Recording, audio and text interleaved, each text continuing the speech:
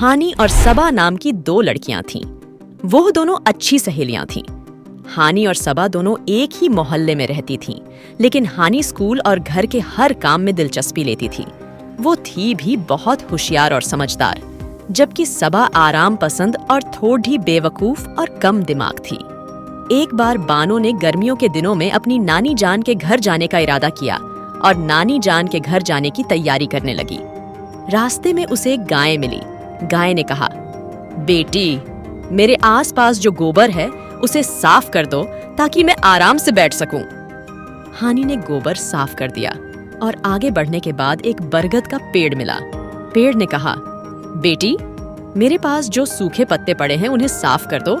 लोग मेरे साए में बैठकर गंदगी फैला जाते हैं। हानि ने सूखे पत्ते साफ कर दिए। अब वो आगे बढ़ी, तभी उसे एक पत्थर मिला। उसने कहा, बेटी, यहाँ मेरे चारों तरफ जो टुकड़े पड़े हैं उन्हें साफ कर दो। हानि ने उसे साफ कर दिया और वह अपनी नानी जान के घर पहुंच गई। वहां जाकर उसने अपनी बूढ़ी नानी जान के कामों में हाथ बटाया।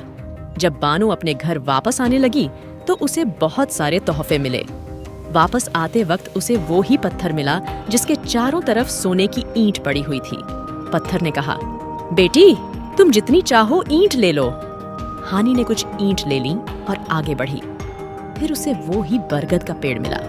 हानि ने पेड़ के कहने पर उसकी शाखों से लटके हुए कीमती कपड़ों में से कुछ कपड़े ले लिए। अब हानि आगे बढ़ी तो उसे वही गाय मिली। गाय ने कहा, बेटी, तुम जितना चाहो दूध पी लो और ये मीठा भी साथ ले जाओ।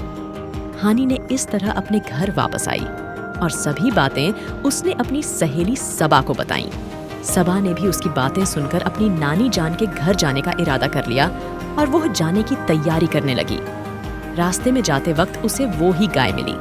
गाय ने कहा, बेटी, तुम ये गोबर साफ कर दो।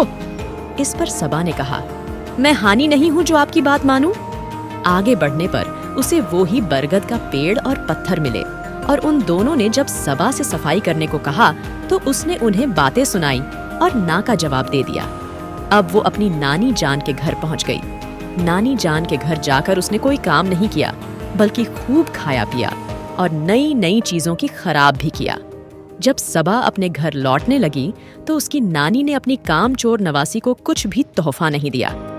रास्ते में वापस आते वक्त वो ही पत्थर और बरगद के पेड़ मिले। उन दोनों ने सबा पर छोटे छोटे पत्थरों और सूखे पत्तों की बरसात कर दी।